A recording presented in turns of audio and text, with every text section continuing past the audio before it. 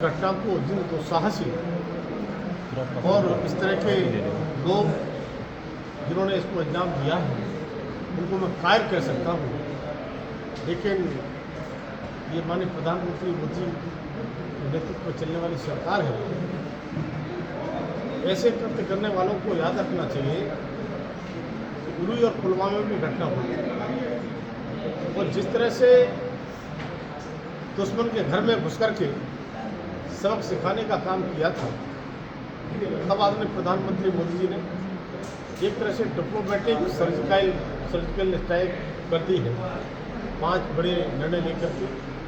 और कल जिस तरह से हमारे प्रधानमंत्री ने कहा कि धरती के किसी भी छोर पर ऐसे आतंकवादी, ऐसे मास्टरमाइंड और ऐसे उनको ट्रेनिंग देने वाले लोग बचेंगे नहीं।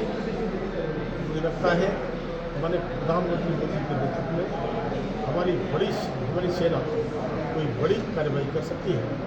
और जो हमारे लोगों की जिस तरह से निर्मम हत्या करने का काम किया है, उन्होंने परिवार के साथ घूमने गए थे, उनका कोई दोष नहीं था, निहत्थे थे, वो उस जम्मू कश्मीर की वादियों का आनंद ले रहे थे, लेकिन जिस तरह से उन्होंने एक धर्म को पूछ करके अटैक किया है, मुझे लगता है कि ये आने वाले समय में बड़ी से बड़ी सजा।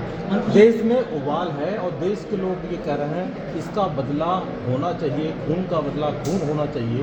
ये इजराइल जैसे जिस रास्ते पे चल रहा है उसी रास्ते पे भारत भी चले। देखिए, कभी कहा जाता था दुनिया में 2 देश हैं, अमेरिका और इजराइल, तो दुश्मन के घर में मार सकते, लेकिन ये मैंने प्रधानमंत्री मोदी के नेतृत्व में सर्जिकल स्ट्राइक करके दिखा दिया कि भारत भी तीसरा देश है कि जरूरत पड़ती है दुश्मन को उसके घर में घुस के मारता है।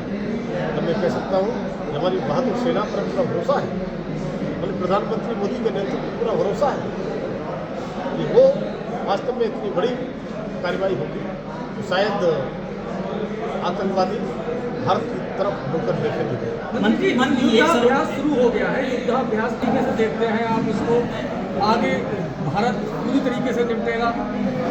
लेकिन मैंने कहा ना, पूरी तरह से हमारी मोदी सरकार की कैबिनेट, माननीय प्रधानमंत्री मोदी जी, हमारे सेना के प्रमुख मिलकर के वो सारी रणनीति बना रहे होंगे जो उनको सबक सिखाने के लिए। मंत्री जी, एक बड़ा दिलचस्प चीज़ निकल के इस घटनाक्रम में कि जो इस घटना का मास्टरमाइंड बताया जा रहा है, आज उसकी तस्वीरें वायरल हुई हैं पाकिस्तान में।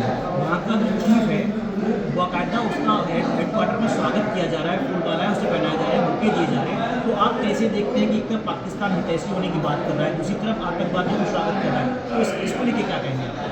देखिए, मैंने वो चित्र नहीं देखा है, लेकिन माननीय प्रधानमंत्री मोदी के शब्दों में आप सब कुछ आ जाता है। किसी धरती के छोर तक वो बचेंगे नहीं, और उनके मास्टरमाइंड और उनको पनाह देने वाले लोग वो भी बचने वाले नहीं हैं। तो मुझे लगता है कि मुझे बताने की आवश्यकता नहीं है, मैंने प्रधानमंत्री जी ने इशारे स्वरों में सब कुछ कह दिया है।